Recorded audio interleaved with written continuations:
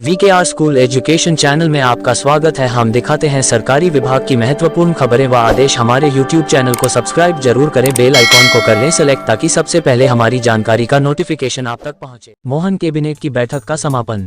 Cabinet बैठक में हुए महत्वपूर्ण फैसले। मोहन कैबिनेट ने कर दी बड़ी घोषणा। अधिक जानकारी के लिए अंत तक बने रहें।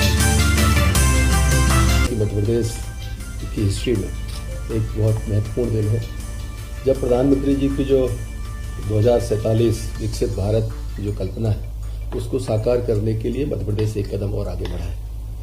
और माननीय मुख्यमंत्री जी के नेतृत्व में ये प्रदेश लगातार इंडस्ट्रियलाइजेशन हो, नवाचार हो, गुड गवर्नेंस हो, उसमें हम लगातार आगे बढ़ रहे हैं। मध्य प्रदेश 2047 में कैसा होगा, इसका विजन डॉक्यूमेंट की तैयारी आपको पहले भी पता होगा कि चीफ सेक्रेटरी महोदय की अध्यक्षता में पूरा एक सिस्टम डेवलप किया है। और आज माननीय मुख्यमंत्री जी ने मंत्रि परिषद से आग्रह भी किया है कि सब इसकी तैयारी में जुटें और इसकी समीक्षा करें और निर्धारित समयावधि में जब ये विजन डॉक्यूमेंट तैयार होकर कैबिनेट के पास आए तब वो पूरी तरह से जो मोदी जी के सपनों का मध्य प्रदेश है, मोदी जी के सपनों के भारत को बनाने वाला मध्य प्रदेश है, उसमें पूरी उसकी पार्टिसिपेशन रहे, उसकी सहभागिता रहे। ये अपेक्षा माननीय मुख्यमंत्री जी ने आज सभी हमारे कैबिनेट के अंदर सदस्यों से की। एक बड़ा निर्णय मध्य प्रदेश में ऊर्जा के क्षेत्र में आज हुआ है और मुझे लगता है कि ये आगे आने वाले वर्षों में एक मील का पत्थर साबित होने वाला है। नवकरणीय ऊर्जा क्षेत्र में मध्य प्रदेश पहले से बढ़िया काम कर रहा है और मुझे लगता है हम वो वाहिद राज्य हैं जहां पर नवकरणीय ऊर्जा में हम रिसर्च का काम कर रहे हैं। उनके यंत्रों को बनाने में हम उसमें आगे बढ़े हैं। उसके माध्यम से ऊर्जा का उत्पादन भी करेंगे, सोलर ऊर्जा एनर्जी का। और अभी तक सोलर पावर जो थी वो हम बनती थी और चलती रहती थी, स्टोरेज का कोई प्रावधान उसमें था नहीं। मध्य प्रदेश पहला राज्य है जो मुरैना में सोलर पावर को स्टोरेज करने की क्षमता को विकसित करने जा रहा है। मुझे लगता है ये देश में एक महत्वपूर्ण निर्णय मध्य प्रदेश ने किया है और माननीय मुख्यमंत्री जी को तो मैं विशेष रूप से बधाई देना चाहता हूं। उनके नेतृत्व में हम इस दिशा में सरकार आगे बढ़ रही है। एक बड़ा निर्णय आज और हुआ है।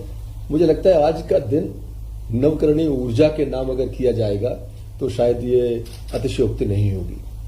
मैं इस बात को समझ सकता हूं। मैं लंबे समय भारत सरकार की जो पावर स्टैंडिंग कमेटी थी उसमें रहा मैं, और मैं सोच सकता हूं कि ये मोदी जी का एक सपना है कि बिजली उत्पादन जो है वो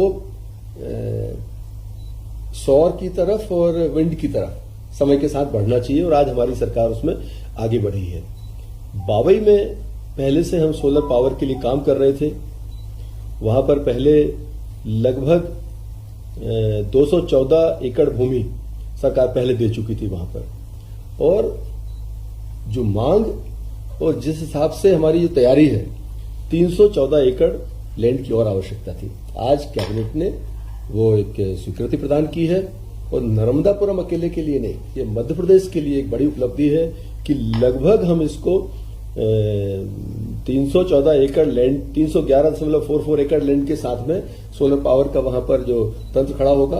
और अभी जो हमारी रीजनल इन्वेस्टर्स कॉन्क्लेव जो होने वाली है नर्मदापुरम में, मुझे लगता है उसके पहले हमारी तैयारी होगी कि हम इसका माननीय मुख्यमंत्री जी से भूमि पूजन आदि करा के इस व्यवस्था को आगे बढ़ाएंगे। और इस परियोजना की बनने से मुझे लगता है इसका क्षेत्रफल विस्तार होने से मध्य प्रदेश में सोलर पावर को लेकर एक बड़ी मांग जो है कि डिमांड और सप्लाई के बीच में जो एक गैप बनता है कई बार, उसकी पूर्ति में इसकी महत्वपूर्ण भूमिका रहेगी। एक हमारा एक भौरी भोपाल जिले में, इसमें भी भूमि आवंटन की और आवश्यकता थी, तो आज जो है इसको लगभग 21.494 हेक्टेयर भूमि नवीकरणीय ऊर्जा के लिए आज हस्तांतरण करने के लिए भी एक अप्रूवल हमारी सरकार ने दिया है। और NITSER का जो अधिनियम के तहत 2008 में की गई थी, संस्थान विशुद्ध एवं अनुप्रयुक्त विज्ञान में अनुसंधान के क्षेत्र में विश्वस्तरीय एवं उत्कृष्ट कार्य कर रहा है। प्रस्तावित अनुसंधान केंद्र का प्रमुख उद्देश्य सोलर सेल की दक्षता में वृद्धि करना ऊर्जा के नुकसान को कम करने के अलावा पवन ऊर्जा सहित नवकरणीय ऊर्जा के अन्य स्रोतों में विश्व स्तरीय अनुसंधान को बढ़ावा देना है। इसमें मुझे लगता है कि आज की स्वीकृति के कारण क्षेत्र में 1 करोड़ शहरी क्षेत्र में जो आवास बनाने का एक कैबिनेट अप्रूवल देश में आया था, मध्य प्रदेश को भी उसमें लक्ष्य मिला है। और आज हमारी मंत्रिपरिषद ने माननीय मुख्यमंत्री जी के नेतृत्व में उसको भी अप्रूव किया है कि आगे आने वाले समय में हमारी जो आवास की योजना है उस पर भी शहरी और ग्रामीण क्षेत्रों में समान रूप से लोगों को लाभ मिलेगा। और स्वयं की भूमि पर लगभग 2.5 लाख रुपए सरकार उसमें देने वाली है। और आवास के क्षेत्र में पैसा जाने से एक साइकिल विकास की बढ़ती है। आदमी के पास पैसा जाता है, फिर वो पैसा बाजार में जाता है, स्टील इंडस्ट्री को फायदा होता है, ईंट बनाने वाले को फायदा होता है, कारपेंटर को फायदा होता है, चिनाई वाले को, तो पूरा एक सिस्टम चलता है। तो मध्य प्रदेश में उस योजना के लागू होने से भी काफी लाभ होना है।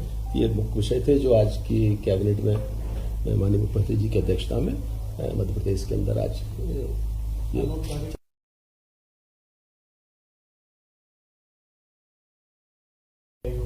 नहीं, ये अनौपचारिक जैसी कोई बात नहीं है। आज चूंकि माननीय उपराष्ट्रपति जी का उज्जैन प्रवास है तो माननीय मुख्यमंत्री जी उनके स्वागत और उस कार्यक्रम के लिए वहां पर गए हैं ताकि मध्य प्रदेश में गुड गवर्नेंस के लिए लगातार मंत्रिमंडल के साथ ही काम करें।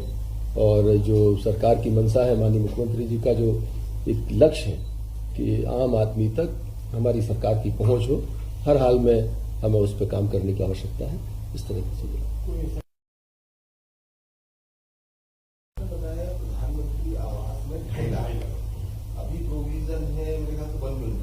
नहीं, इसमें शहरी क्षेत्र में 2.5 लाख रुपए है और ग्रामीण क्षेत्र में 135.15 हजार रुपए देते हैं हम उनकी मजदूरी का मनरेगा से। तो 1,35,000 रुपए सीधा हितग्राही को मिलता है। अगर वो मजदूरी करना चाहता है तो 15,000 रुपए मजदूरी के एवज में उसको प्रदान किया जाता है। ग्रामीण क्षेत्रों में 1.5 लाख रुपए का जो हमारा वो है उस तरह का बैरियर रहेगा और शहरी क्षेत्र में 2.5 लाख रुपए का।